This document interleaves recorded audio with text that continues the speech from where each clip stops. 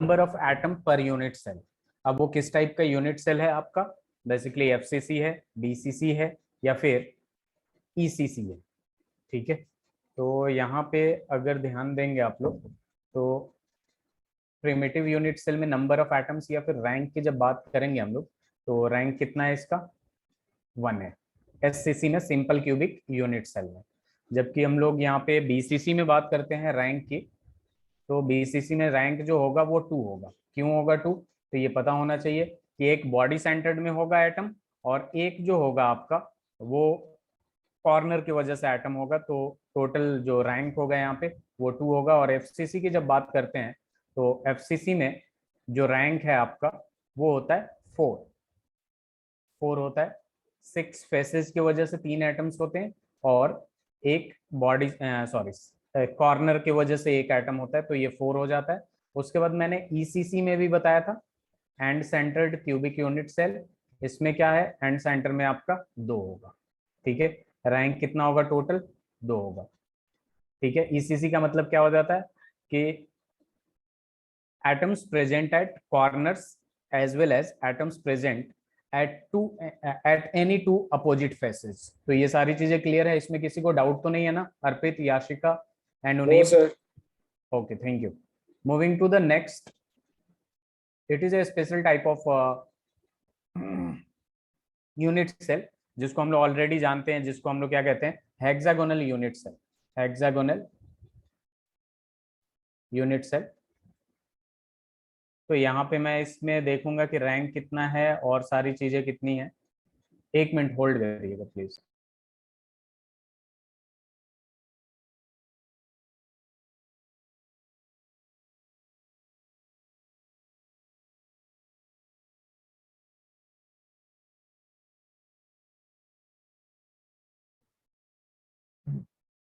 Sorry.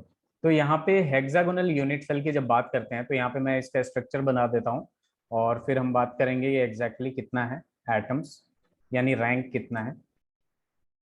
तो चलिए,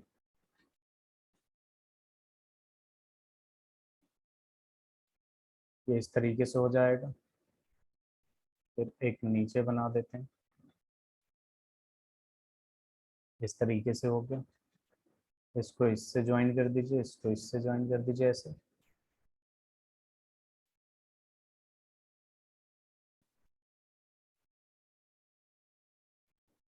ये आपका एक रेगुलर हेक्सागन हो जाएगा। ठीक है, सबसे पहले इसमें ये देखेंगे कि नंबर ऑफ एटम्स कहाँ कहाँ प्रेजेंट है। ठीक है, तो यहाँ पे लिख लेंगे एटम्स प्रेजेंट, और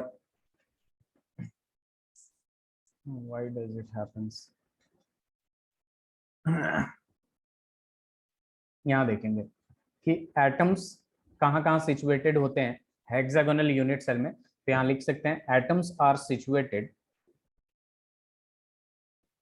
एट कॉर्नर्स, यहाँ भी कॉर्नर में होते हैं, बॉडी सेंटर्ड, बॉडी सेंटर में भी होता है, एंड फेस सेंटर में भी होता है, फेस सेंटर। तो जहां जहां भी एटम सिचुएटेड है वहां पे हम नंबर ऑफ एटम्स निकालेंगे, एक हेक्सागोनल यूनिट सेल में कितने नंबर ऑफ एटम्स होंगे। ठीक है, तो यहाँ पे बेसिकली सबसे पहले number of atoms at body centre या फिर एट बॉडी सेंटर या फिर कॉर्नर पे निकालते हैं सबसे पहले। तो number of atoms at corners निकाल लेते हैं, number of atoms at corners. तो देखिए, number of atoms at corners की जब बात करते हैं तो सबसे पहले मुझे एक सवाल का जवाब दे दीजिए, इसमें टोटल नंबर ऑफ कॉर्नर्स कितने होंगे? Arpit, Yashika and Uneeb, total number of corners बता दीजिए मुझे कितने होंगे। सर 12। 12। 6 इसमें होगा और 6 इसमें होगा, टोटल नंबर ऑफ कॉर्नर्स जो होगा बेसिकली वो 12 होगा। तो 12 कॉर्नर्स हो गए। और एक चीज इसमें ध्यान में ये रखना है कि हर एक कॉर्नर, मतलब अगर एक एटम यहाँ पे प्रेजेंट है, ठीक है, तो ये 6 अलग हेक्सागोनल हेक्सागोन से डिवाइडेड है, 6 अलग अलग हेक्सागोन से डिवाइड है। जैसे अगर क्यूब के एक कॉर्नर पे एक स्फेयर या एटम रखते हैं तो वो एटम जो डिवाइडेड होता है 8 अलग अलग क्यूब से डिवाइडेड होता है। In the same way hexagonal में अगर एक कॉर्नर पे एटम रखा जाता है तो वो 6 अलग अलग हेक्सागोन से डिवाइडेड होता है। तो हम लिख देंगे 1/6, यानी कॉर्नर पे जो एटम मिलेगा बेसिकली वो 2 एटम्स मिलेंगे। Is that clear? ये Yes, बात sir. समझ में आया कि नहीं? इन द सेम वे यहाँ पे अब हम निकालेंगे number of atoms at body centre. अब देखिए यहाँ पे बात समझने वाली है, ठीक है, थोड़ी देर में मैं इसका दिखा भी दूंगा कि यहाँ पे जो बॉडी सेंटर में जो एटम होता है ना, बेसिकली यहाँ पे बॉडी सेंटर में 3 एटम होते हैं। मैं अभी 3D में दिखाऊंगा आपको, ठीक है। तो यहाँ पे आप अभी फिलहाल ध्यान में रखिएगा कि बॉडी सेंटर में जो एटम्स होते हैं यहाँ पे हेक्सागोनल यूनिट सेल में, वो 3 होते हैं। जनरली बच्चों को क्या लगता है, बॉडी सेंटर एक होगा तो एटम एक होगा, लेकिन हेक्सागोनल यूनिट सेल में जो बॉडी सेंटर में एटम प्रेजेंट होते हैं वो 3 होते हैं, ठीक है। नेक्स्ट, हेक्सागोनल यूनिट सेल में कितने एटम्स प्रेजेंट होते हैं बॉडी सेंटर में? 3 होते हैं। अब अपने को फेस सेंटर देखना है, तो यहाँ पे लिखेंगे number of atoms at face centre. बताइए जरा हेक्सागोनल यूनिट सेल में कितना फेस दिख रहा है आप लोगों को? हेक्सागोनल इस डायग्राम में आपको कितना फेस दिख रहा है? How many faces? Sir, 2. 2 faces दिख रहे हैं, ठीक है। टोटल नंबर ऑफ फेसेस कितने? 2 है। और हर एक का कॉन्ट्रीब्यूशन 1/2 होगा या नहीं? एक Yes, इसके sir. 1/2 होगा, तो यहाँ पे एटम कितने हो जाएंगे? 1 एटम। यानी total number of atoms in hexagonal unit cell की जब बात करेंगे, total number of atoms in hexagonal unit cell कितने हो गए बताइए जरा, काउंट कर लीजिए। 2 + 3 5 और ये 6 एटम्स। या फिर अगर रैंक पूछता है, rank that means z is equal to कितना हो जाएगा? 6। ये बात समझ में आया? Yashika, Uneeb, Meraj, yes sir. चलिए इससे जरा लिख लीजिए आप लोग।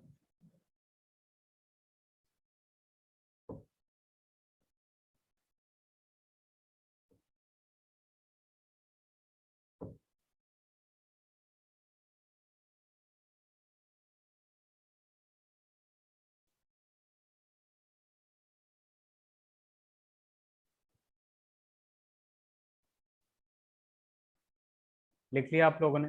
चलिए आराम से लिख लीजिए, फिर मैं दोबारा से एक्सप्लेन कर देता हूँ, फिर आगे बढ़ेंगे हम लोग।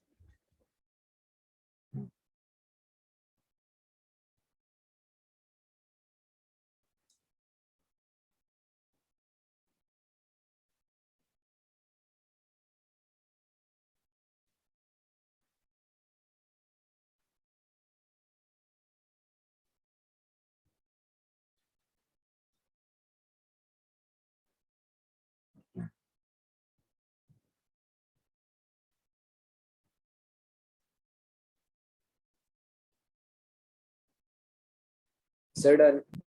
Done, everyone done? याशिका, उनीब,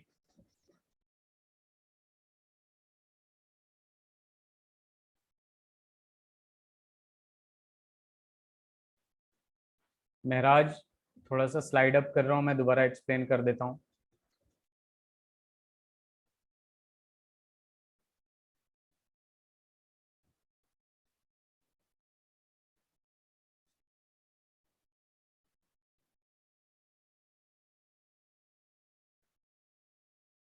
उनीब आपका हो गया? याशिका?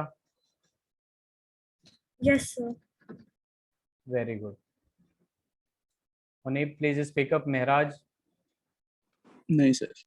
ओके ओके, फिर आप करिए।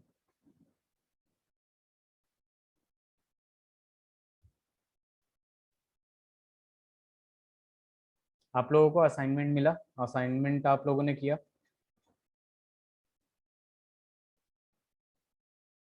बैकलॉग मत छोड़िएगा, बैकलॉग नहीं जाइएगा। जैसे जैसे असाइनमेंट मिले वैसे वैसे कंप्लीट करते चलना है, बहुत ही इजी होगा फिर।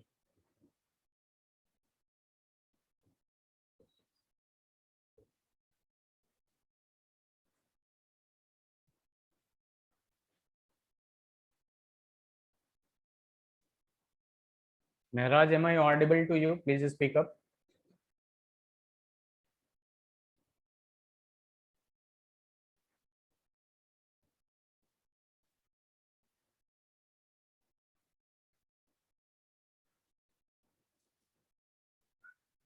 हो गया उनीब, आपका हो गया?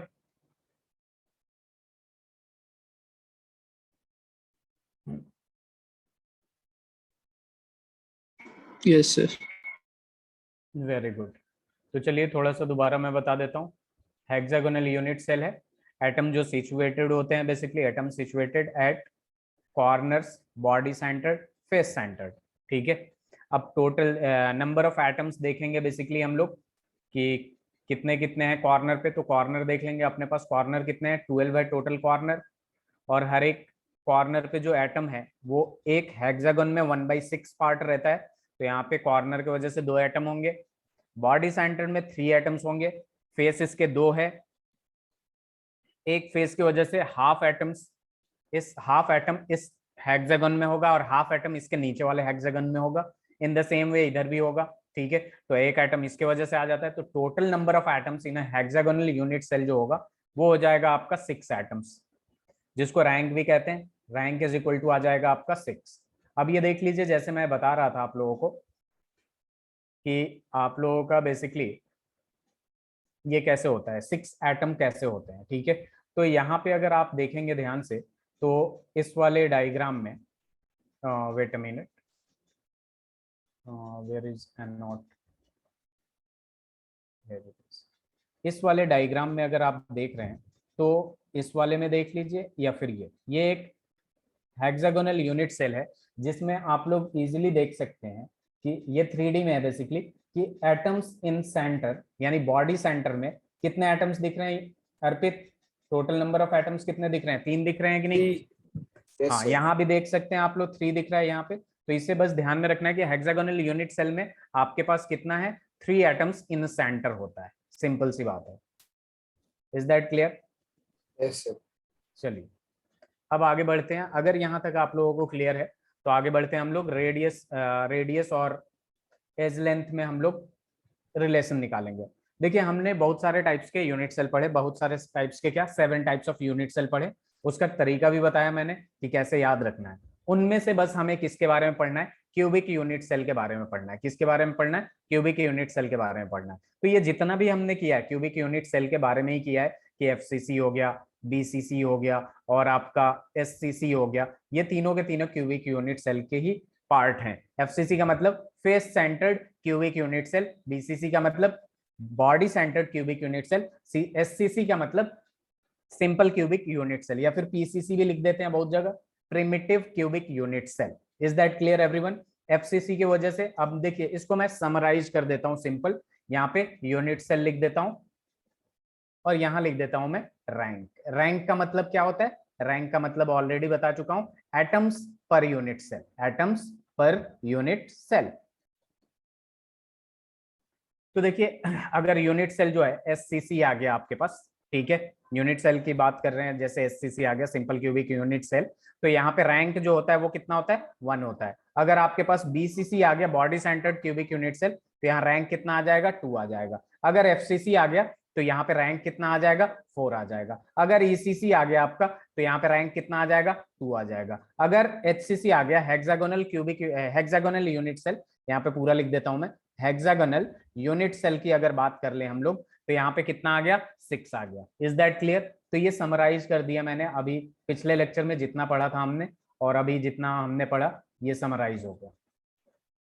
ठीक है, कैसे निकालते हैं ये भी पता होना चाहिए और ये डायरेक्ट याद भी होना चाहिए। That will be much better. आप निकाल ले तो निकाल के, या फिर ऐसे। ठीक है, तो इसको एक जगह लिख सकते हैं आप, शॉर्ट नोट्स में काफी काम आएगा। ठीक है, बाकी 3D में आपको समझ में आना चाहिए कि कैसे निकालते हैं। एटम्स जो है 8 पार्ट में कैसे डिवाइड हो रहा है, हेक्सागोनल में 6 पार्ट में कैसे डिवाइड हो रहा है, बहुत ईजी है।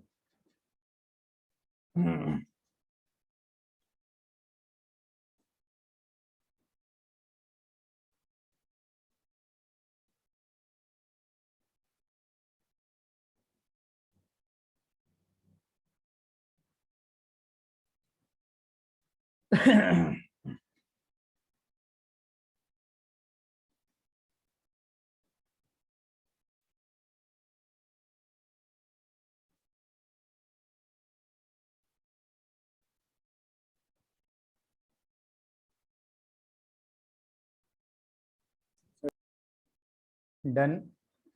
Yes, sir. Very good. Yashika, Uneeb, Mehraj, Mehraj आपको कोई दिक्कत, any doubt?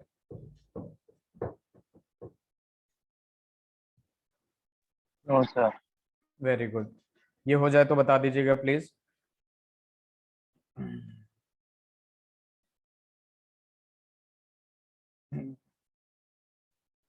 Arpit, am I audible? Arpit, yes sir.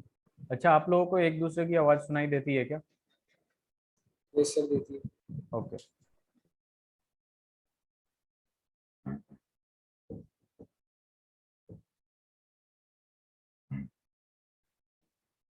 Slide change करें। याशिका आपका हो गया? Yes, sir. Very good.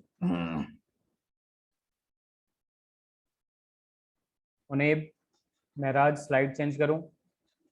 Yes sir. Okay, चलिए आगे बढ़ते हैं। नेक्स्ट जो टॉपिक है अपना वो है, मैंने लास्ट क्लास में भी बोला था, ये पढ़ के आइएगा आप लोग, relation between edge length and radius of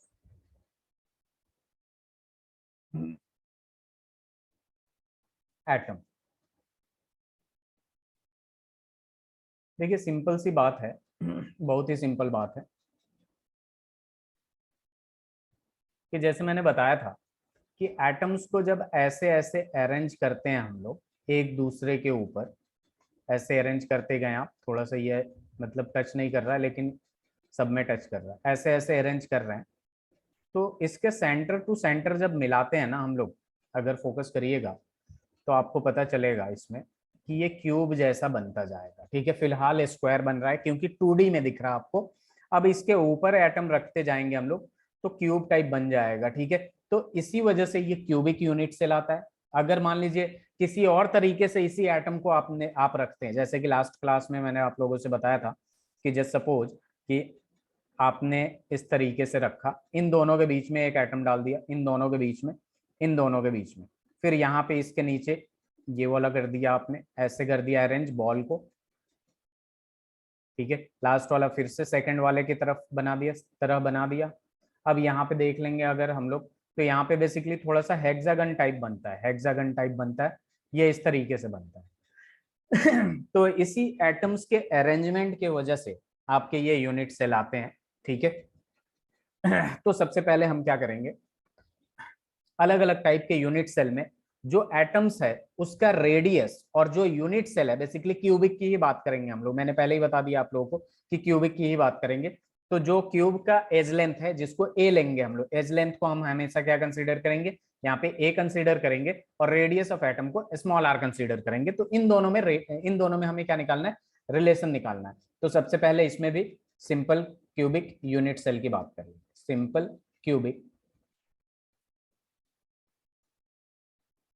cubic unit cell. अब जैसे कि हम लोग यहाँ बात करेंगे सिंपल क्यूबिक यूनिट सेल की, तो एक क्यूब बनाता हूं मैं, और क्यूब में कुछ इस तरीके से मैं बना देता हूँ, एक स्क्वायर ही दिखा देता हूँ आप लोगों को। और यहाँ पे जो एटम्स प्रेजेंट होंगे वो कॉर्नर पे प्रेजेंट होंगे, और कॉर्नर पे कुछ इस तरीके से प्रेजेंट होंगे। ये सिंपल क्यूबिक यूनिट सेल में जो कॉर्नर पे प्रेजेंट होता है बेसिकली इस तरीके से प्रेजेंट होगा। ठीक है, मतलब आधा जो होगा सर्कल बाहर होगा, यानी आर, ये जो रेडियस होगा बेसिकली, मैंने थोड़ा सा बड़ा और छोटा बना दिया है, इसको थोड़ा बराबर करता हूँ।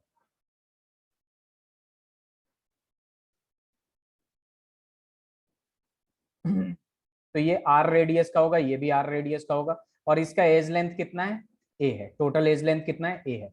तो क्या मैं ऐसा लिख सकता हूँ, a edge length is equal to 2r, तो r इज इक्वल टू क्या हो जाएगा, a/2 लिख सकता हूँ। Yes sir. बताइए। तो देखिए सिंपल सी बात है यहाँ पे कि अगर सिंपल क्यूबिक यूनिट सेल में एज लेंथ और रेडियस ऑफ एटम में हमें रिलेशन निकालना है, तो रेडियस इज इक्वल टू क्या हो जाएगा, एज लेंथ जितना भी हो डिवाइडेड बाई 2। आपको सवाल इसमें बहुत सारे तरीके से पूछ सकता है। ठीक है, जैसे मान लीजिए आपको दे दिया एज लेंथ जो है, एज लेंथ दे दिया 240 पिकोमीटर, 240 पिकोमीटर दे दिया और यहाँ पे रेडियस निकालने को दे दिया, तो रेडियस इज इक्वल टू क्या हो जाएगा, a/2, that 120 means picometer। 120 picometer इसका रेडियस हो जाएगा। तो ये तो बहुत ही इजी सवाल था और बहुत ही मतलब टॉपिक भी इजी है basically, simple cubic unit cell. तो ये रिलेशन अपने को पता होना चाहिए विच इज वेरी इंपॉर्टेंट। चलिए ये लिख लीजिए, अलविया। Yes. हाँ, मैं थोड़ा सा स्लाइड अप करके अभी आपको बता देता हूँ, रिकैप करा देता हूँ, बाकी लोग लिख लें तो बताएं मुझे, ठीक है।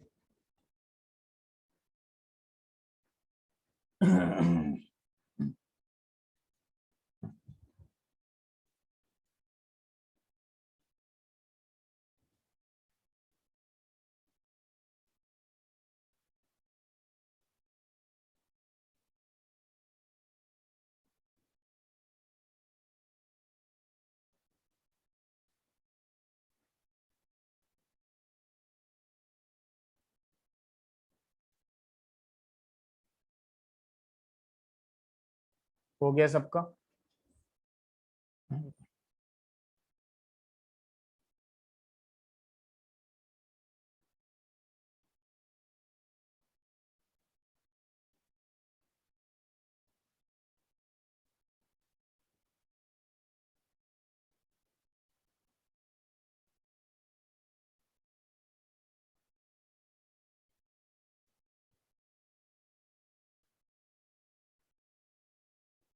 Say done। Done done everyone.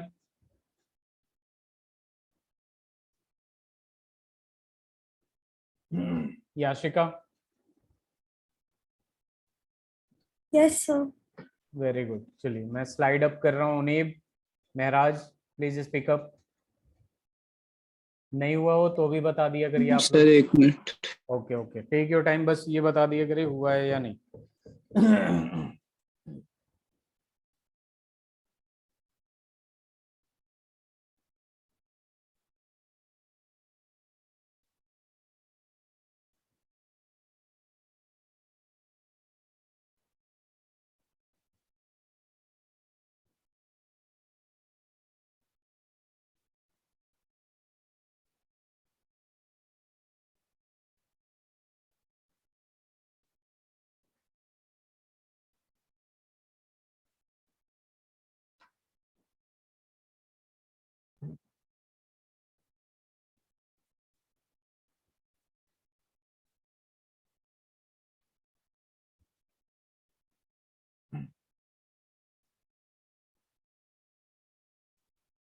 उनीब,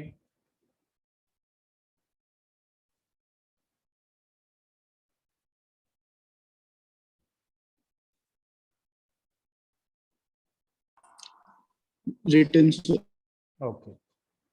Alvia, अभी हमने ये किया, लास्ट क्लास में ईसीसी तक कंप्लीट कर लिया था।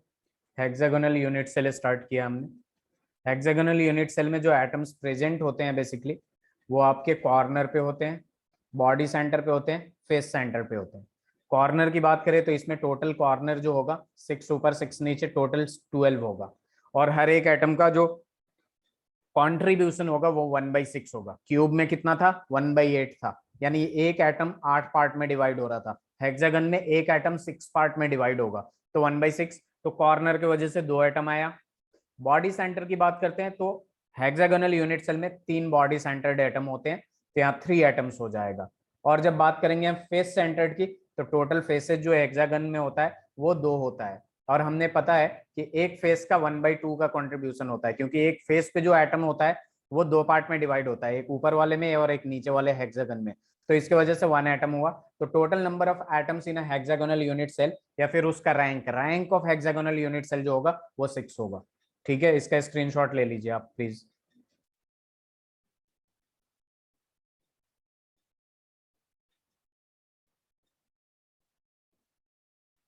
Done. Alvia.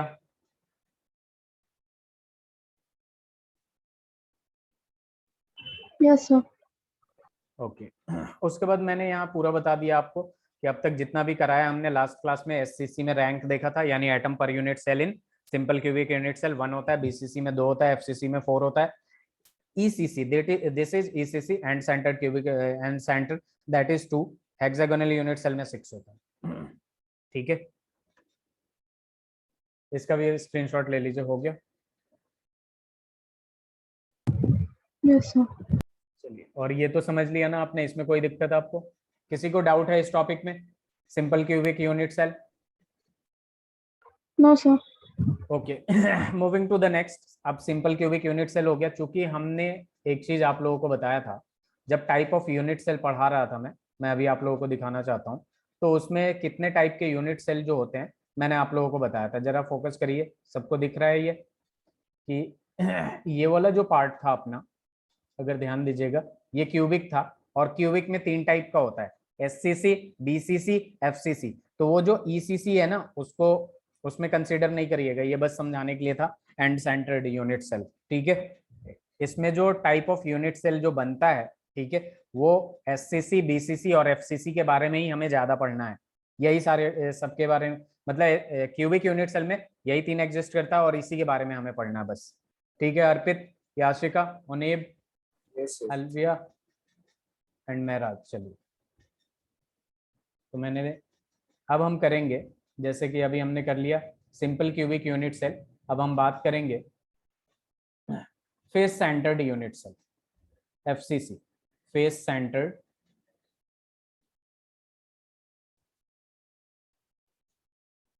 Cubic unit cell. अब देखिए, face centred cubic unit cell की जब बात करते हैं हम लोग, ठीक है, तो सबसे पहले मैं एटम्स दिखा देता हूं होता कहाँ है। ठीक है, तो आपको पता है कि फेस सेंटर्ड में कॉर्नर पे भी होता है और फेस पे भी होता है। ठीक है, तो जरा देखिए, पहले डायग्राम को समझिएगा, मैथ्स है थोड़ा सा। ठीक है, आप लोग पाइथागोरस थ्योरम आता है आप लोगों को? Yes, sir. Very good. अगर पाइथागोरस थ्योरम आता है, वेरी गुड। रुक जाइए, ये डायग्राम थोड़ा और बड़ा बेकार बनने लगा था।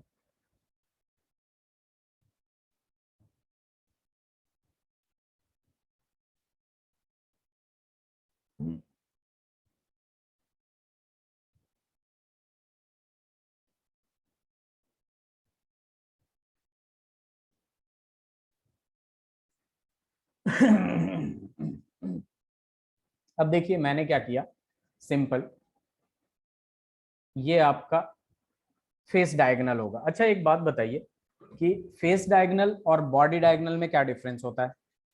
Total number of face diagonal बता दीजिए मुझे। फेस डायगोनल का मतलब क्या हो गया कि जैसे जिस रूम में आप बैठे हैं उसके दीवार को देखिए और उसमें बस क्रॉस क्रॉस कर दीजिए।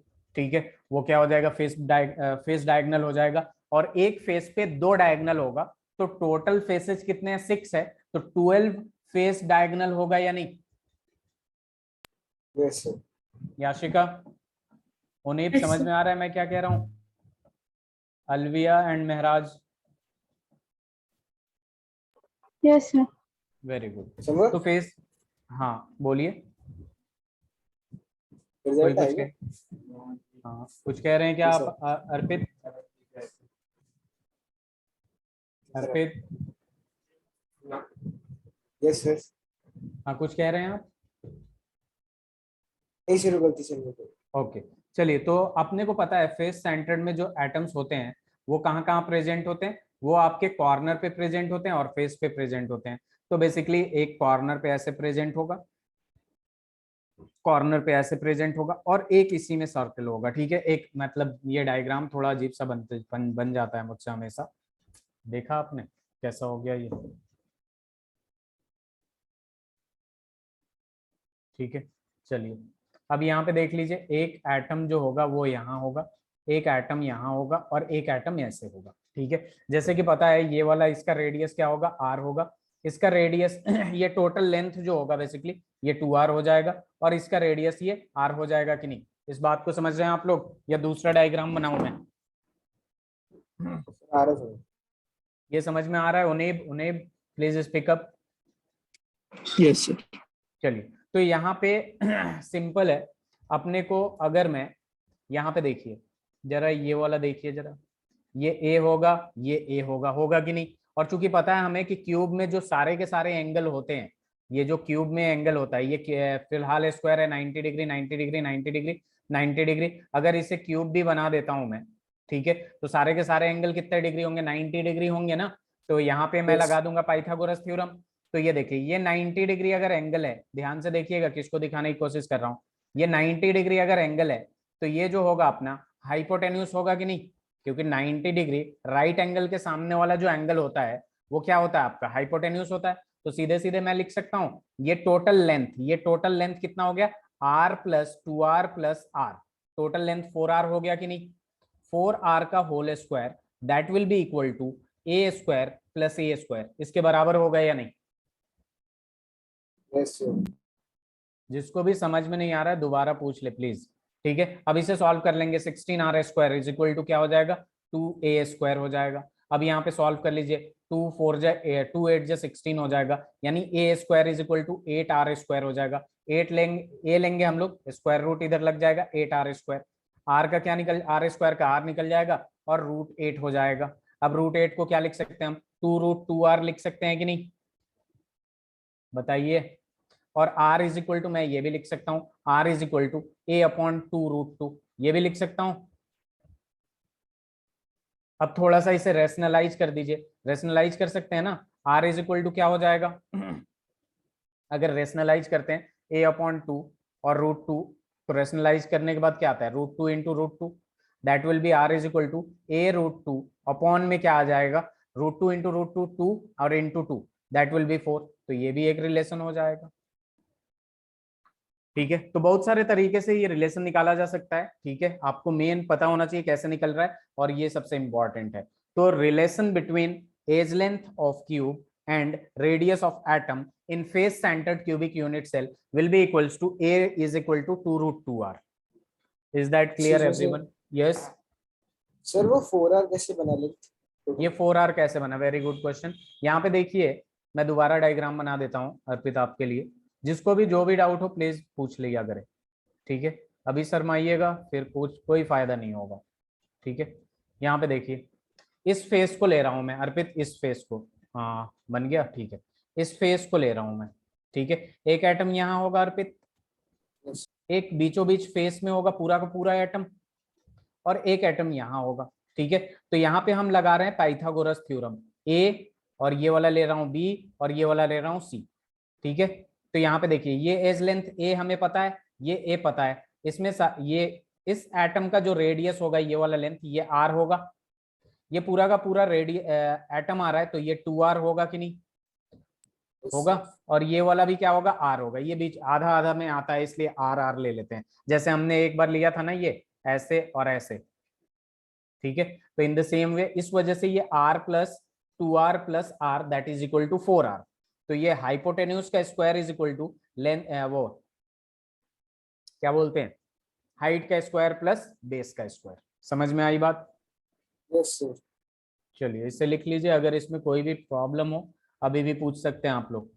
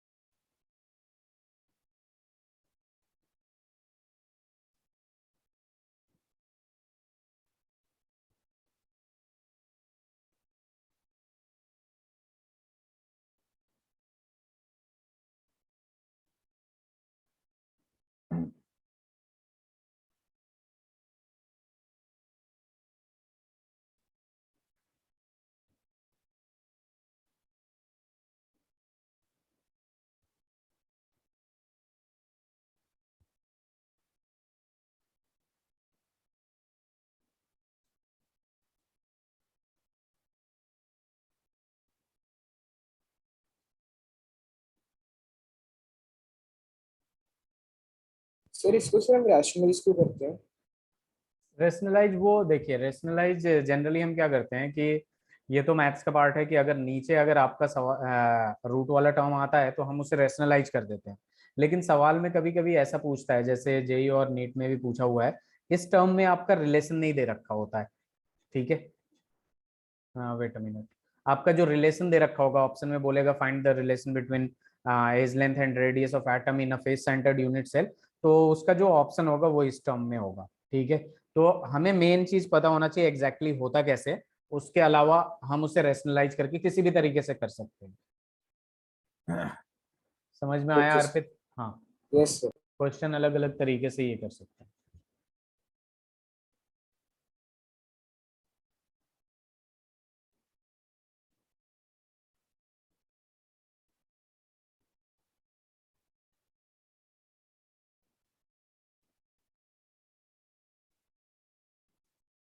सबका हो गया?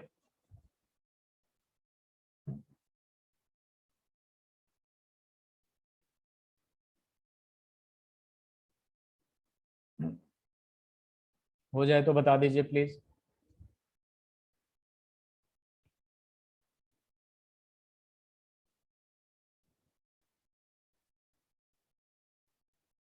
Sir done. Done. Yashika,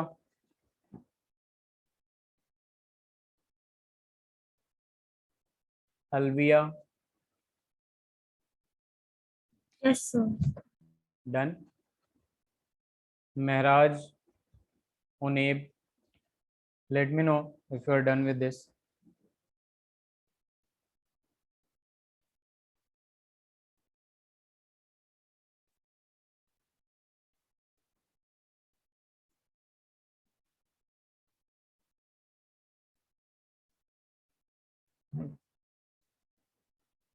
Alvia हो गया आपका? Yes, sir. महराज, उनेब, उनेब नहीं हुआ है तो भी बताइए भाई।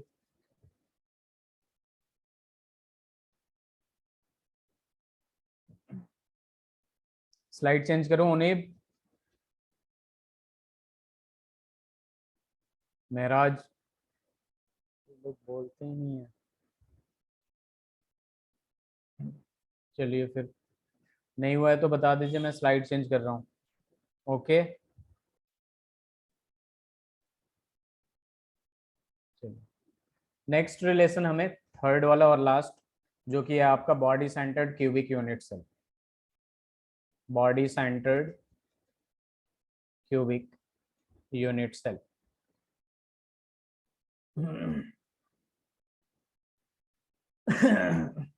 मुनीब आपका हो गया है या नहीं? Yes, sir. Oli. हाँ प्लीज बता दिया करिए। क्यूबिक यूनिट सेल, तो यहाँ देखिए body centred cubic unit cell की जब बात करेंगे तो बेसिकली बॉडी सेंटर्ड में एटम्स कहाँ कहाँ होते हैं, कौन बताएगा? बॉडी सेंटर्ड में एटम कहाँ कहाँ होते हैं? सर कॉर्नर्स पे और बॉडी के सेंटर में। कॉर्नर्स पे और बॉडी सेंटर पे, वेरी गुड जवाब। एक तो ये डायग्राम,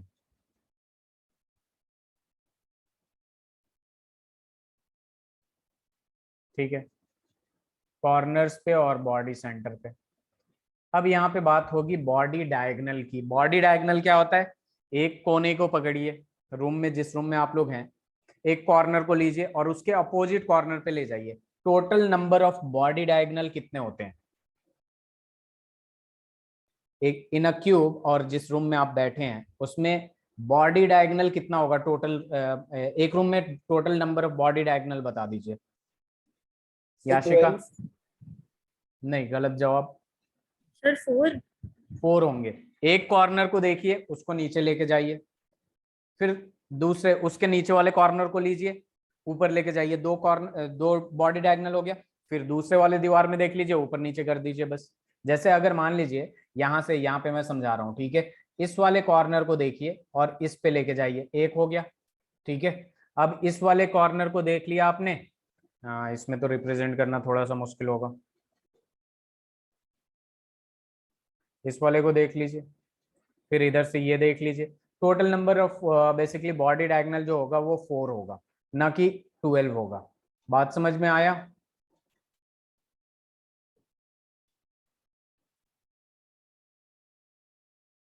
अर्पित आपको समझ में आया या दोबारा बताऊं?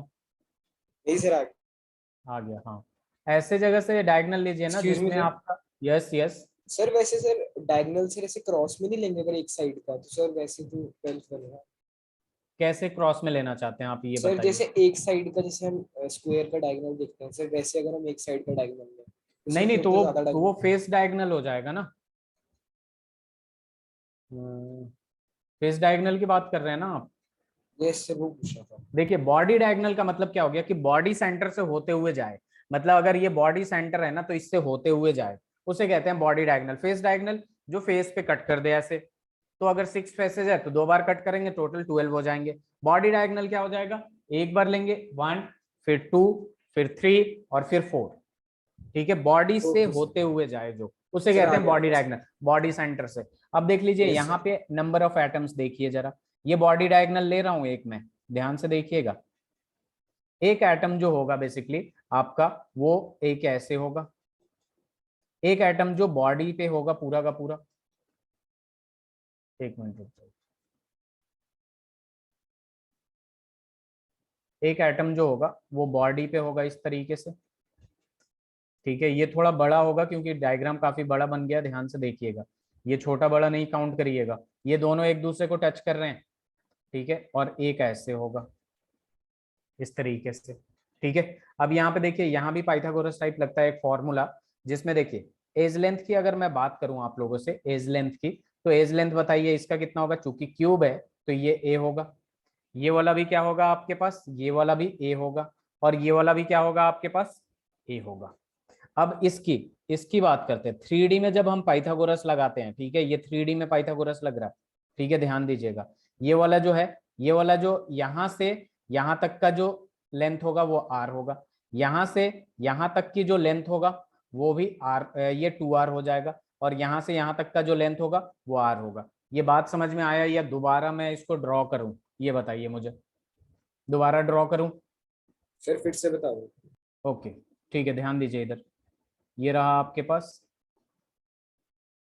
और ये रहा आपके पास। ठीक है, ये ऐसे, ये ऐसे, ये ऐसे, और ये ऐसे।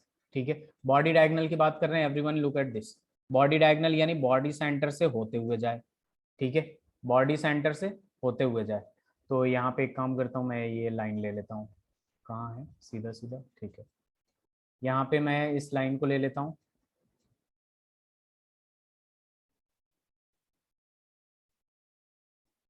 यहाँ तक आ रहा है। ठीक है, अब यहाँ पे देखेंगे आप लोग कि ये बॉडी बॉडी बीचों बीच इसमें एक एटम है। ठीक है, अब इस एटम को मैं बना रहा हूँ, ठीक है, ध्यान दीजिएगा, एक एटम यहाँ है कॉर्नर पे। ठीक है, कॉर्नर पे एक एटम जो है आपका ये बॉडी सेंटर पे है, और एक एटम जो है ये इस वाले कॉर्नर पे है। ठीक है, ये अरेंजमेंट ऑफ एटम समझ में आया कि नहीं? ऐसे ही तो अरेंज होगा ना, हर कॉर्नर पे एटम्स होंगे, एक बॉडी सेंटर में एटम होगा, अर्पित, याशिका, अलविया, यस ये अरेंजमेंट समझ में आया? अब यहाँ पे देखिए जरा, इस वाले लेंथ की बात करूं मैं, ये टोटल लेंथ, ये जो रेड से लिखा है, इस टोटल लेंथ की बात करूं मैं, ठीक है, कि कितना है, तो ये वाला जो पहला वाला सर्कल है, इसके लिए यहां से यहां तक का जो रेडियस होगा वो आर होगा, और यहां से यहां तक का जो लेंथ होगा ये 2r होगा। क्योंकि एटम है तो एटम सारे इक्वली तो होंगे, मतलब साइज सबका एक ही टाइप का एटम है तो सबका साइज सेम ही होगा, रेडियस सेम ही होगा। तो हमें पता है कि बीच वाला पूरा का पूरा सर्कल बीच में आ रहा है, तो इस वजह से ये 2r होगा। फिर यहां से ध्यान दीजिएगा आप लोग, यहां से यहां तक का जो रेडियस होगा वो r होगा कि नहीं, यानी ये रेड वाले का जो रेड वाला डायगोनल है बेसिकली बॉडी डायगोनल, उसका टोटल लेंथ 4r हो जाएगा या नहीं? Arpit, yes sir. Yashika, Yes, sir. Very good, Alvia, Uneeb, Maharaj, ये 4r समझ में आ गया। अब देखिए यहाँ पे लगेगा 3D में पाइथागोरस थ्योरम।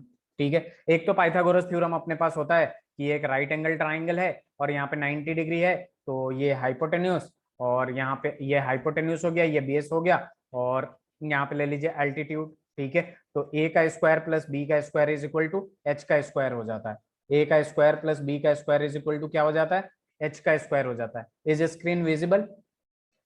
सर हो रही है अभी भी। हाँ, अब विजिबल है सबको? Yes sir. हाँ, तो मैं ये कह रहा था कि 2D में अगर हम बचपन में जो पढ़ा था हमने पाइथागोरस थ्योरम, एक राइट एंगल ट्राइंगल है, ये हाइपोटेन्यूस हो गया, ये बेस हो गया, और ये एल्टीट्यूड ले लीजिए आप, ए ले लीजिए। तो यहाँ एच का square is equal to A square plus B square होता था, यही होता था ना? बताइए Arpit, Yashika. Yes sir. Yes sir. ठीक है। अब यहाँ पे क्या होता है कि जब 3D में बात करते हैं ना, तो इसे ध्यान में रखिएगा कि ये आपका ए लेंथ हो जाएगा, ये भी ए, क्योंकि क्यूब है, और ये भी ए। तो यहाँ पे 3D में जब लगाएंगे ना, तो यहाँ पे फॉर्मूला होता है A square plus A square plus A square is equal to, इसके बराबर होता है, ये एल्टीट्यूड हाइपोटेन्यूस हो जाएगा, तो 4r का होल स्क्वायर के बराबर होता है। It's just a maths. Excuse me sir. Yes बोलिए। सर बट ये राइट एंगल ट्राइंगल तो बन नहीं रहा है। राइट एंगल ट्राइंगल नहीं बन रहा है यहाँ पे, एक्चुअल में एक मैथ्स में कॉन्सेप्ट होता है आपके पास L square plus M square plus N square. Basically यहाँ पे क्या हो जाता है ना, बेसिकली क्यूब और क्यूबॉइड में हम कैसे लगाते हैं, ठीक है, जब 3D स्ट्रक्चर हो जाता है तो वो इस तरीके से लगाते हैं हम लोग। ठीक है अर्पित, आपके पास बायो है क्या या मैथ्स? सर बायो है सर, तभी दिक्कत आ अच्छा बायो, तो इसे बस आप ध्यान में रखिएगा। इसमें जिनके पास मैथ्स है वो आप कोनिक सेक्शन वगैरह में पूरा का पूरा पढ़ेंगे। ठीक है, तो इसमें ज्यादा आपको कुछ आएगा नहीं। इस टाइप का जब डायग्राम आएगा, जैसे 3D में आ गया, तो इसको A square plus A square plus A square is equal to 4r का होल स्क्वायर हो जाएगा। ठीक है, यस सर। याशिका क्लियर है? उनेब, Yes, sir. Alvia, Yes, sir. Okay. तो इसे अब थोड़ा सा सॉल्व कर लेते हैं। 3a square will be equal to 16r square. ठीक है, तो यहाँ a square is equal to क्या हो जाएगा, 16r स्क्वायर अपॉन 3। अब थोड़ा सा इसे और सॉल्व कर लेते हैं। ठीक है, बस अब मैथ्स है सिंपल। तो यहाँ पे a इज इक्वल टू क्या हो जाएगा, under root of 16r square by 3, और यहाँ पे आप देखेंगे तो 4√16 क्या हो जाएगा, 4r स्क्वायर r हो जाएगा, और √3 बच जाएगा, ये इस तरीके से। अगर यहाँ पे r की वैल्यू निकालना चाहें तो 4r इज इक्वल टू आपको दिख रहा है √3a होगा, और यहाँ पे r इज इक्वल टू क्या हो जाएगा, √3a बाई 4। ये सबको समझ में आया? डायग्राम बना लिया आप लोगों ने? पहले डायग्राम बना लीजिए, उसके बाद बोल दीजिएगा स्लाइड डाउन कर दूंगा मैं, बाकी की चीजें भी लिख लीजिएगा।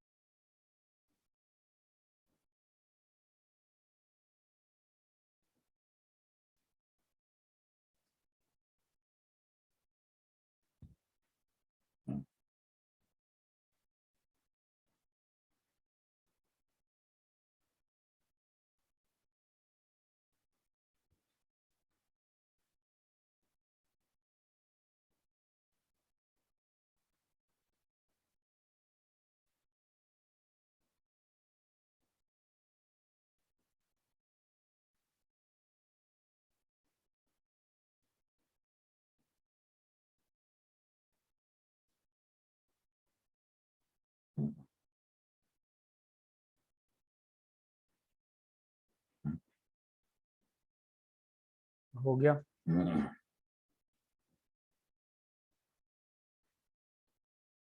Yes sir.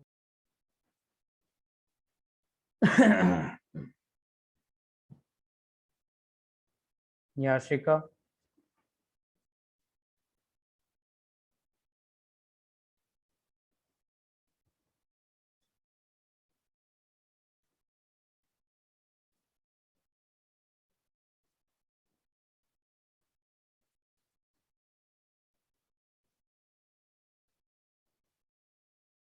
मुनीब,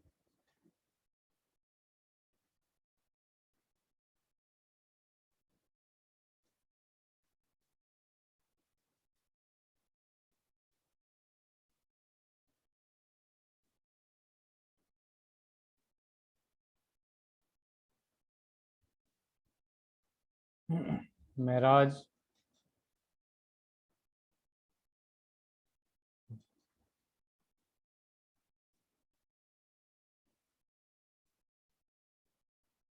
अलविया हो जाए तो बताइएगा please.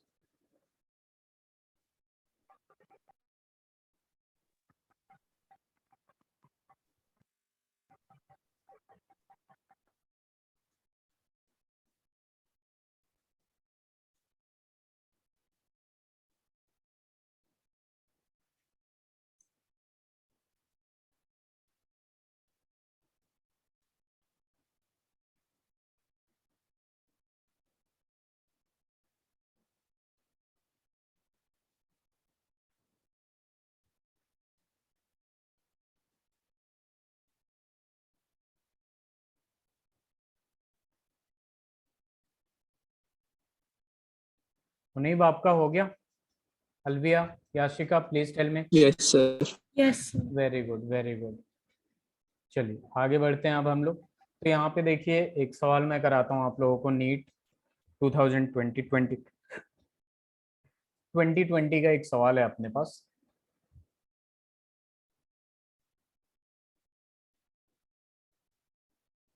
N element has a body centered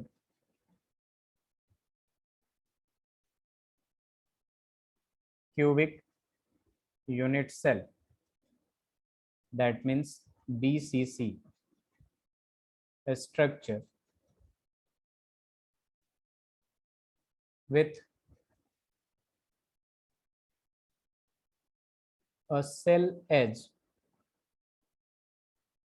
of 288 picometer.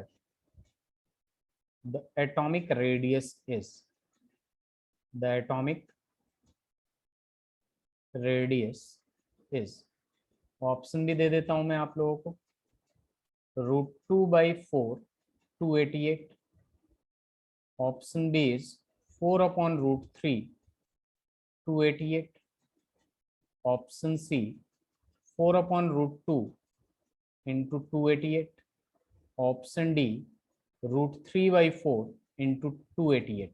सबके आगे पिकोमीटर लगा लेंगे आप लोग। ये आंसर किस में आएगा? Picometer. Please do this question, और बहुत ही आसान है, ये आपके नीट 2020 का सवाल है।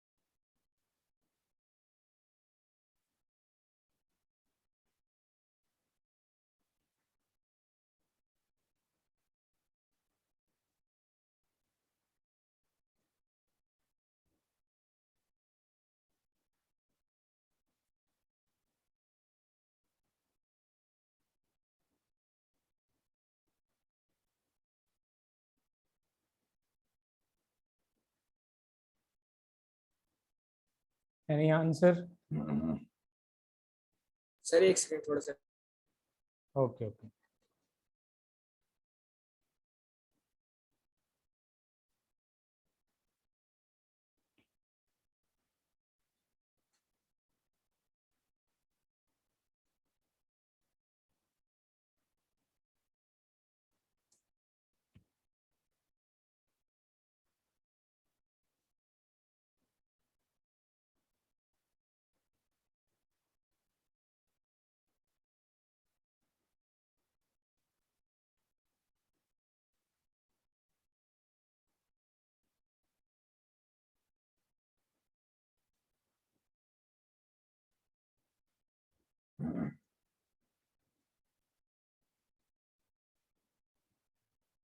Very good Munib, very good. Any answer from?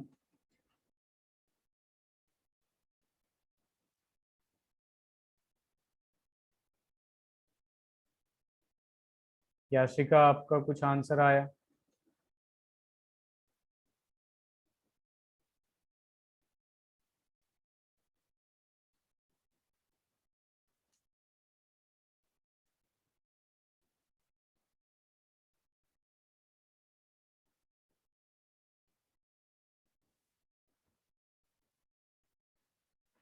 Very good.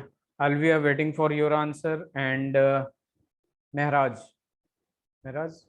No Mehraj. Okay. Alvi आपका आंसर आया?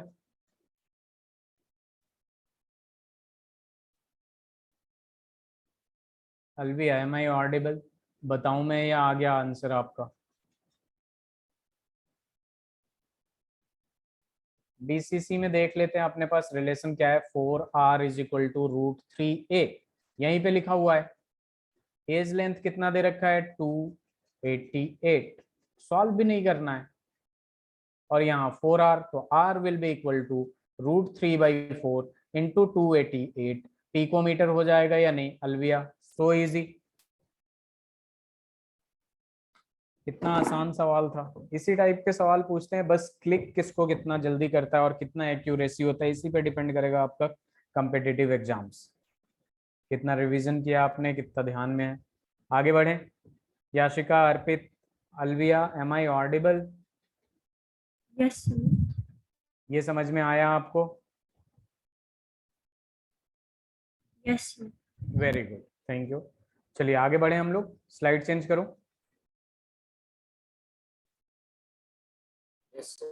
ओके, चलिए अब हम बात करेंगे यहाँ पे, पहले पैकिंग एफिशिएंसी की बात करेंगे।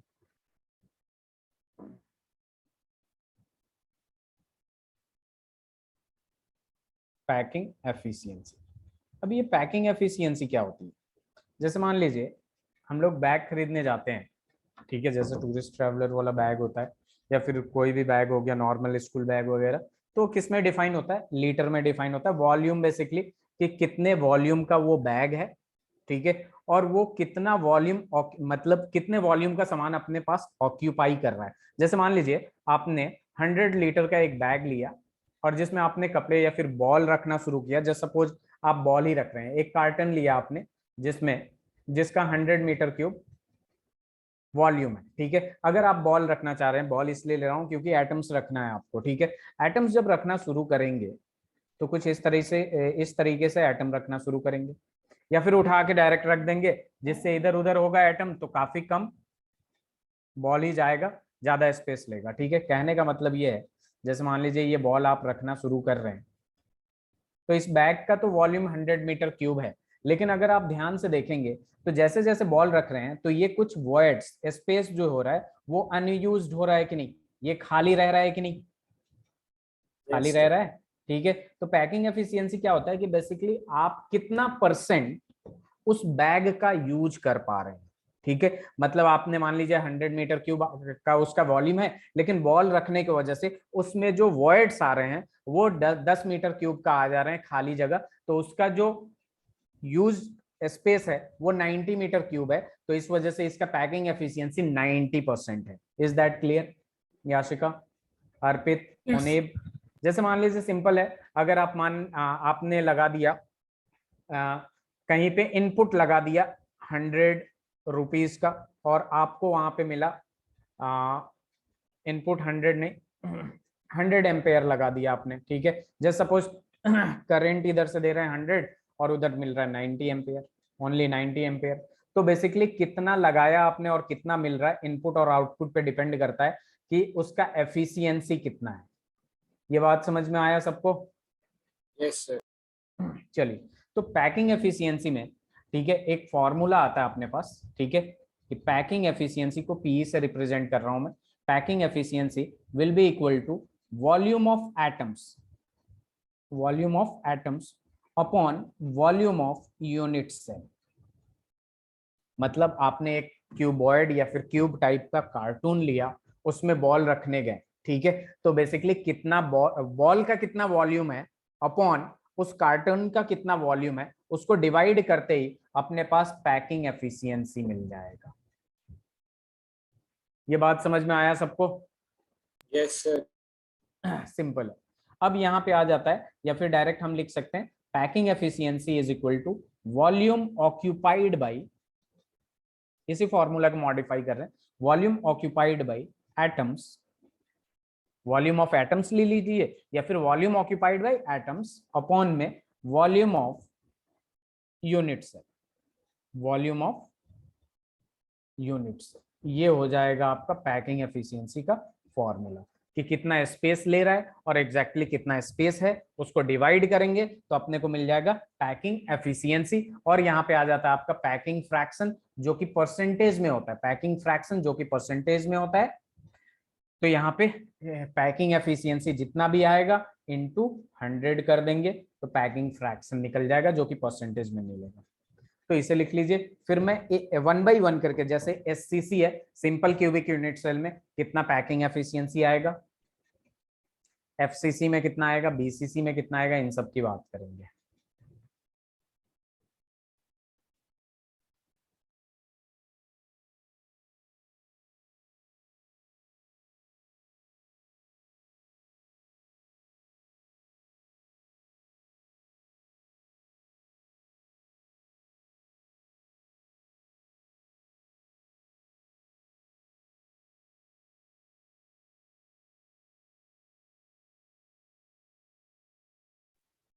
हो जाए तो बता दीजिएगा आप लोग।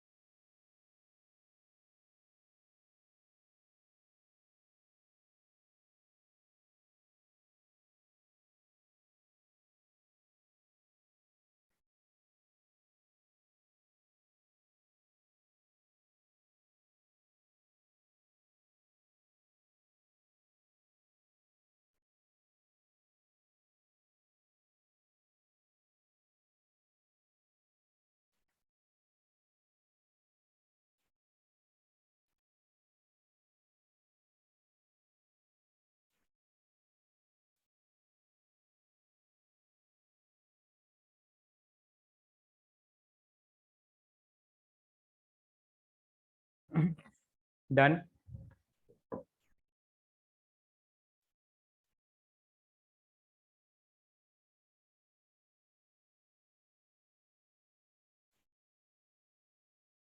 हो गया सबका।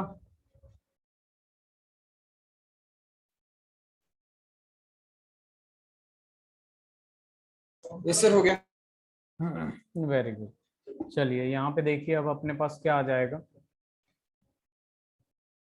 सबका निकाल रहे हैं। ठीक है, तो टॉपिक डालिएगा packing efficiency and packing fraction. P का मतलब पैकिंग एफिशिएंसी, पीएफ का मतलब पैकिंग फ्रैक्शन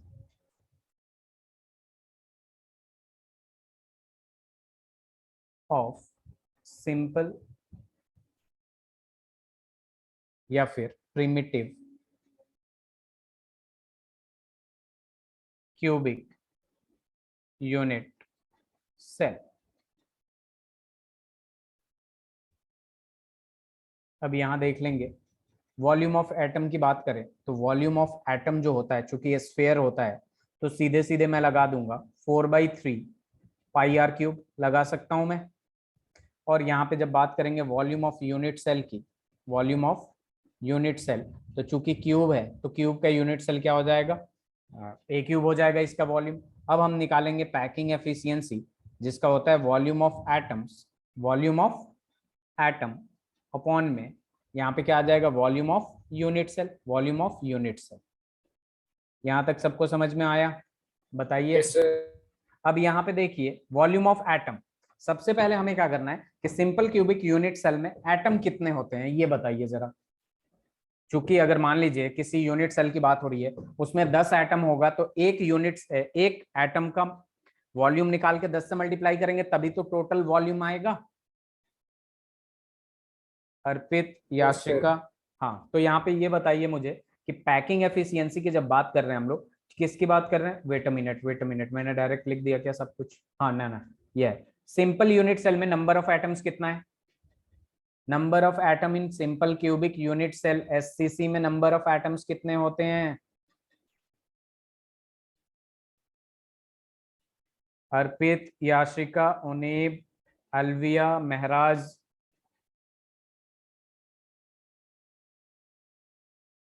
अरे बताइए भाई, एससीसी में नंबर ऑफ एटम्स रैंक कितना होता है? मैंने करवाया था अभी। ये कितने होते सर हैं? रैंक तो 1 होता है। रैंक, रैंक का मतलब नंबर ऑफ एटम्स ही तो पूछ रहा हूँ, है कि नहीं अर्पित? Yes sir. तो नंबर ऑफ एटम्स एक है, एक एटम है, और वॉल्यूम क्या होगा? 4/3 pi are cube.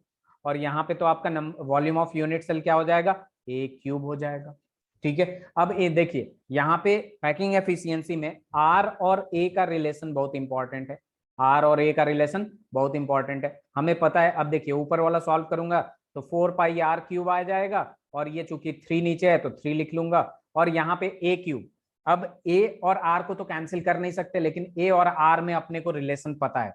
Simple cubic unit cell में अभी अभी हमने पढ़ा कि ए इज इक्वल टू 2r होता है कि नहीं? Relation between edge length and atom, radius of atom. देखिए नोट्स में देखिए, ए इज इक्वल टू 2r लिखवाया हूं मैं, या R is equal to a/2? Yes sir. तो A is equal to R, 2r direct 2r का होल क्यूब कर दूंगा। अब बस इसे सॉल्व कर लीजिए आप लोग। यहाँ क्या आ जाएगा? 4 पाई आर क्यूब हो जाएगा, और यहाँ 3, और ये 2 का क्यूब क्या हो जाएगा? 8 हो जाएगा, आर का क्यूब क्यूब हो जाएगा। अब यहाँ इसे थोड़ा सा सॉल्व कर लेते हैं। आर क्यूब से आर क्यूब कैंसिल हो गया, तो यहाँ पे पैकिंग एफिशिएंसी अभी आप लोगों को दिख जाएगा कि पैकिंग एफिशिएंसी की जो बात हो रही थी वो क्या हो जाएगा अपने पास? सीधे सीधे 4 पाई, 4 को भी कैंसिल कर देता हूँ 2 टाइम्स में, तो यहाँ पे अपने पास क्या आ जाएगा? यहाँ पे अपने पास आ जाएगा पाई/6। क्या आ जाएगा? पाई/6। अब इसको जब डिवाइड करेंगे ना तो आपके पास आएगा 0.52। और पैकिंग फ्रैक्शन की जब बात करेंगे तो ये आ जाएगा 0.52 इंटू 100, यानी पैकिंग एफिशिएंसी जो होगा इसका 52% होगा। यानी अगर मान लीजिए 100 मीटर क्यूब का वॉल्यूम है उस बैग का, और सिंपल क्यूबिक यूनिट सेल के हिसाब से चल रहे हैं आप, तो ओनली 52 मीटर क्यूब आप यूज कर पाएंगे।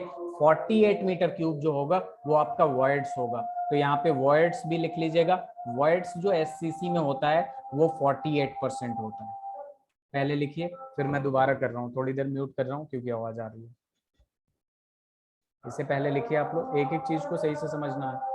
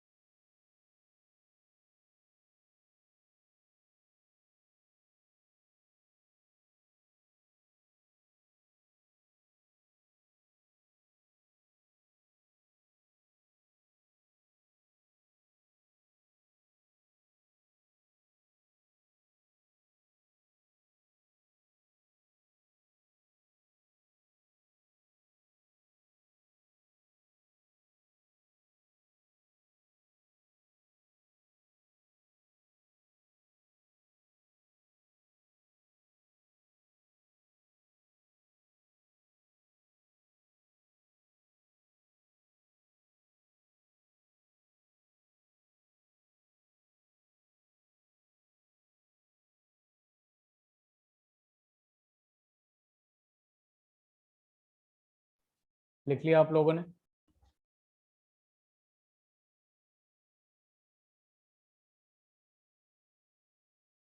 महराज, Uneeb, Yashika,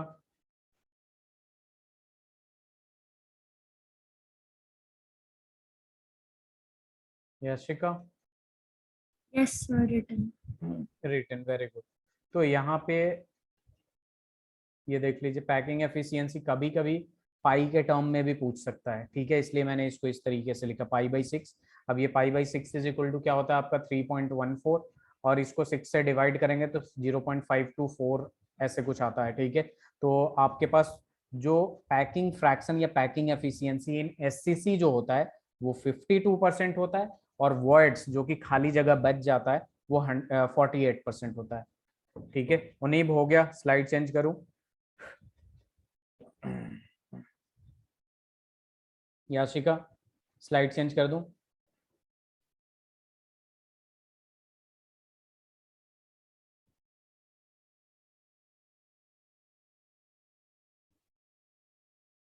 Yashika, Yes, sir. You can change. Okay.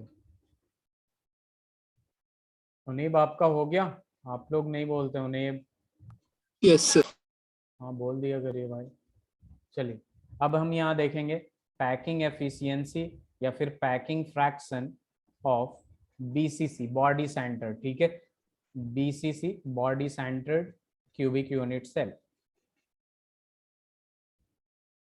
Body centred unit cell लिख लीजिए तो भी अंडरस्टूड है कि body centred cubic unit cell की बात हो रही है, ठीक है। अब यहाँ पे ध्यान दीजिए, आप लोगों को पता है कि यहाँ पे वॉल्यूम ऑफ एटम, चूंकि वॉल्यूम ऑफ एक एटम कितना होगा 4/3 pi are cube. Volume of unit cell की जब बात करेंगे तो यूनिट सेल की तो पता ही है अपने को, क्या हो जाएगा आपके पास ए क्यूब। पैकिंग एफिशिएंसी करने जाएंगे तो packing efficiency volume occupied by atoms, volume occupied by atoms. तो देखिए एक एटम का वॉल्यूम इतना है और ये वॉल्यूम ऑफ यूनिट सेल। तो एक बात बताइए आप लोग खुद ही, एक एटम का वॉल्यूम इतना है, तो सबसे पहले हम ये पता करेंगे कि बीसीसी में, बॉडी सेंटर्ड यूनिट सेल में, एटम कितने होते हैं, नंबर ऑफ एटम्स कितना होता है, या फिर रैंक कितना होता है। रैंक भी वही रिप्रेजेंट करता है कि नंबर ऑफ एटम्स कितने होते हैं। कौन बताएगा? याशिका, रैंक ऑफ बीसीसी, या उन्हीं आप भी बता दीजिए rank of BCC. Maharaj, rank of BCC.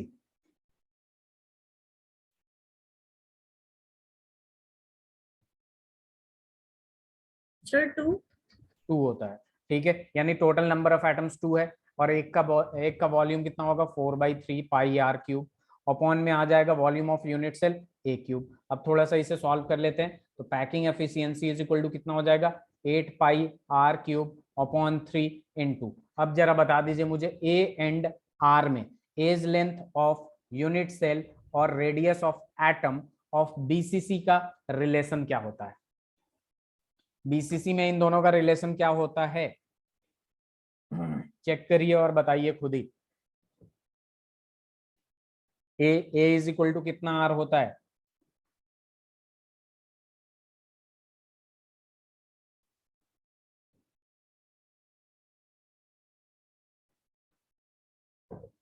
Four R by root 3. Wait a minute,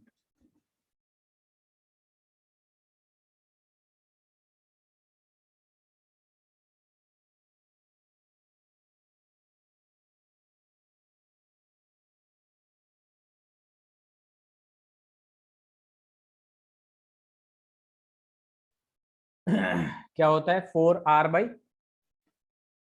Root 3. Very good. तो यहाँ लिख देंगे 4R अपॉन रूट 3 का होल क्यूब लिख सकता हूं मैं, यही होता है ना, ये लिख सकता हूं। अब बस इसे सॉल्व कर लीजिए, 8 पाई आर क्यूब अपॉन में आ जाएगा यहाँ पे 3 इंटू, यहाँ पे अब इसे सॉल्व कर लीजिए, 4 का क्यूब होगा तो कितने टाइम्स होगा 64 टाइम्स होगा, और ये आर क्यूब होगा, और रूट 3 का क्यूब करिएगा तो 3√3 आएगा या नहीं, ये बताइए मुझे।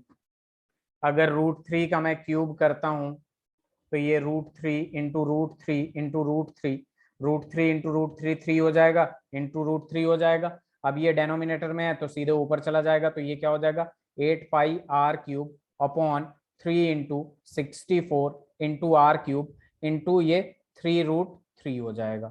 सबको यहाँ तक समझ में आया? सिंपल मैथ्स है, सिंप्लीफाई कर रहा हूँ। आर क्यूब से आर क्यूब कैंसिल, 3 से 3 कैंसिल, 8 8 जा 64 होता है। ठीक है, ओके याश्रिका। Yes, sir. अब बस इसे थोड़ा सा सॉल्व कर लेंगे कि packing efficiency is equal to, अपने पास क्या बचा, पाई, ऊपर और कुछ बचा √3, और क्या बचा नीचे 8 बचा। या तो इस टर्म में सवाल पूछ देगा, पाई के टर्म में तो इतना होता है, और इसे अब सॉल्व करेंगे। पाई का वैल्यू 3.14 इंटू √3 डिवाइडेड बाई 8। जब इसे हम सॉल्व करते हैं तो ये ऑलमोस्ट पता है कितना आता है, ये आता है आपका 0.68। यानी पैकिंग फ्रैक्शन जो होगा वो क्या होता है, packing efficiency into 100, which means 0.68 into 100 करेंगे तो जो पैकिंग फ्रैक्शन आ गया वो एफिशिएंसी परसेंटेज में कितना आ गया, 68% आ गया। कितना आ गया, 68%। अब यहाँ पे खुद ही देख लीजिए, 68% आ गया तो वॉइड्स कितने होंगे, वॉइड्स जो खाली जगह होंगे उसमें 32% होंगे। ये समझ में आया आप लोगों को?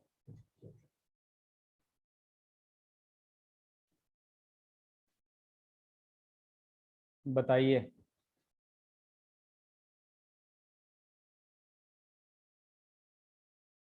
याशिका उनीब, ऊपर करूं स्लाइड? आप लोग कुछ नहीं बोलते हैं, ऊपर लिख लिया है क्या आप लोगों ने?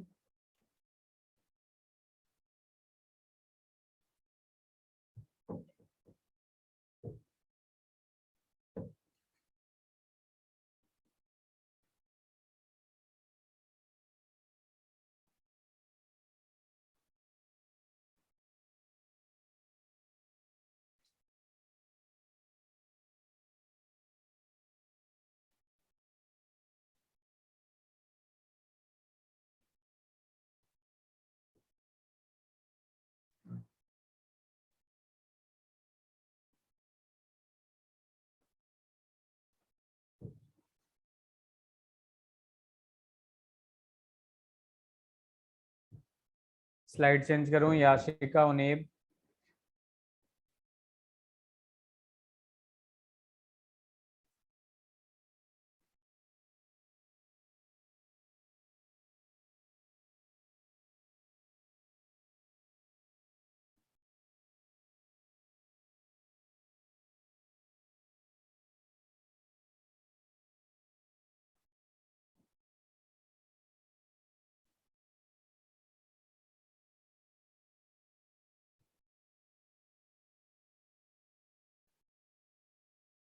हो गया? Please speak up.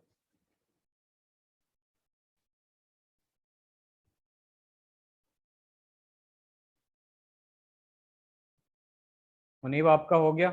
चलिए, Yes, sir. Okay.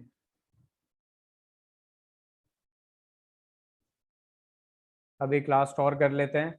Packing efficiency और packing fraction of face centred unit cell. यहाँ पे डायरेक्ट अगर मैं लिख दूं कि packing efficiency is equal to volume occupied by atoms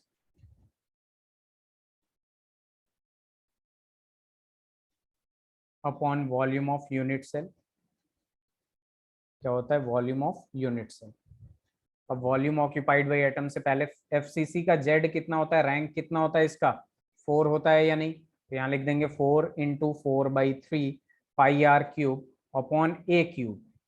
अब यहाँ पे बस मुझे ये बता दीजिए ए एंड आर में रिलेशन एफसीसी के लिए, तो आपको याद होना चाहिए packing efficiency is equal to ये 16 पाई आर क्यूब, 3 नीचे ले लेंगे, और ये क्या होता है 2√2 आर क्यूब का होल क्यूब।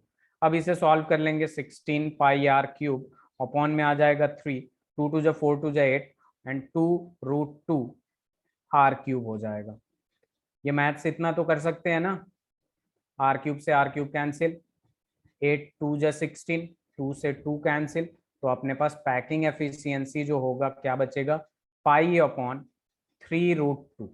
π/3√2, जिसे हम लोग सॉल्व करेंगे तो ये आएगा 0.74, which means packing fraction is equal to 100 into 0.74, यानी 74% पैकिंग फ्रैक्शन या एफिशिएंसी हो जाएगा एफसीसी में।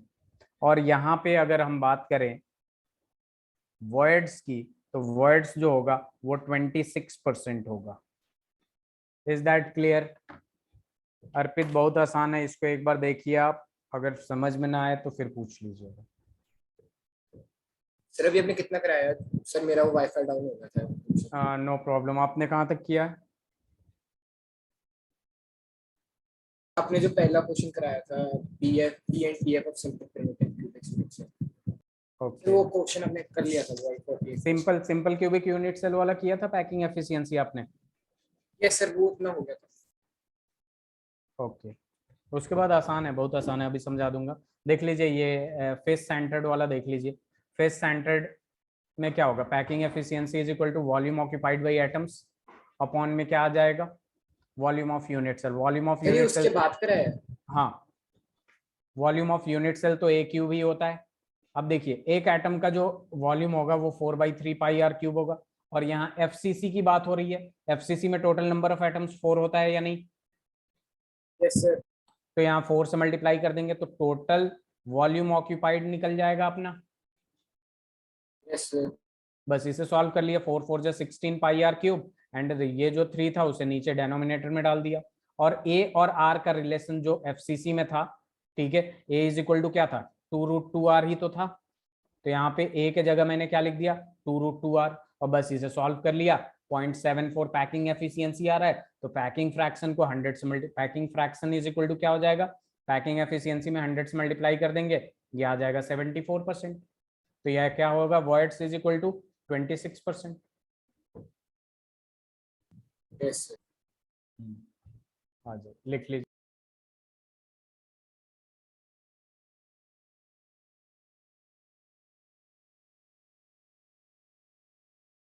ये लिख लिया आपने?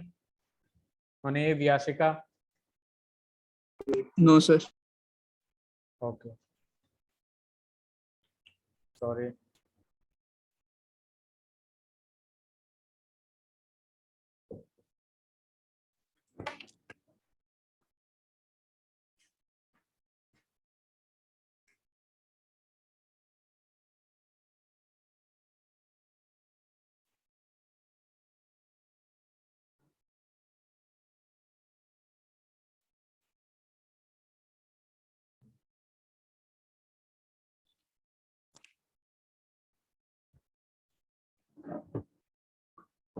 हो गया याशिका, आपका हो गया? अर्पित? सर एक second. Okay,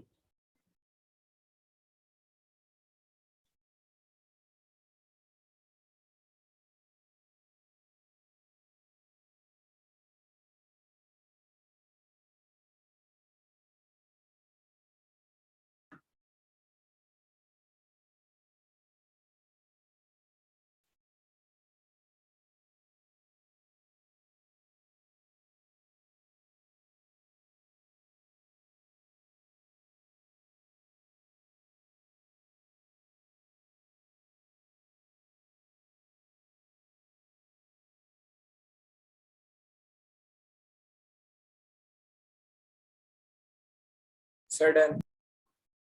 very good. Everyone done with this? अब यहाँ पे देख लीजिए अर्पित, ये packing efficiency of body centered है।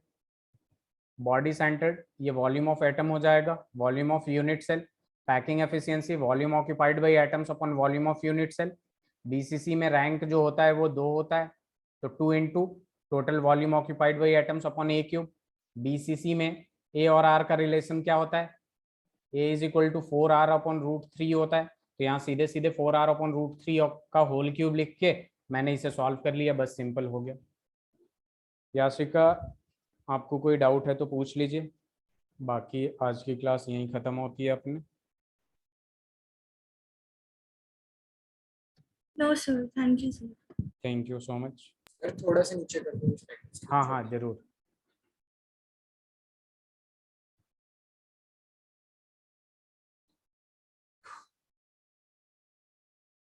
Yes sir, thank you sir. Okay, thank you so much, see you in the next class.